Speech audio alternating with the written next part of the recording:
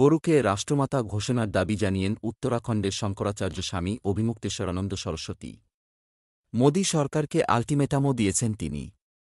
আগামী ১৭ মার্চ অর্থাৎ ৩৩ দিনের মধ্যে সরকার যদি এই ঘোষণা না করে তাহলে বড়সড় আন্দোলনের হুঁশিয়ারি দিয়েছেন তিনি। হিন্দু সংগঠনগুলোর দীর্ঘদিনের দাবি গরুকে রাষ্ট্রমাতা ঘোষণা করা হোক। এই দাবিকে বিশেষ আমল দেয়নি কেন্দ্রীয় সরকার, যার জেরে ক্ষোভ প্রকাশ করে মঙ্গলবার সাংবাদিক বৈঠক করেন শঙ্করাচার্য। তিনি বলেন, আগামী ১৭ মার্চ পর্যন্ত কেন্দ্রকে সময় দিলাম। এর মধ্যে গোমাতাকে রাষ্ট্রমাতা হিসেবে ঘোষণা করতে হবে। তা যদি না করা হয় তাহলে দিল্লির রামলীলা ময়দানে সকাল ৭টা থেকে বিকেল ৫টা পর্যন্ত গোপ্রতিষ্ঠা নির্ণায়ক দিবস আয়োজন করা হবে। সেখান থেকেই এই দাবিতে আমরা আন্দোলনে নামব। পরবর্তী রণকৌশল এখান থেকেই ঠিক করা হবে।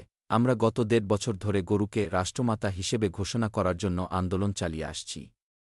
তিনি জোর দিয়ে বলেন যে সরকারের উচিত গরুকে পশু হিসেবে শ্রেণীবদ্ধ না করে রাষ্ট্রমাতা হিসেবে স্বীকৃতি দেওয়া।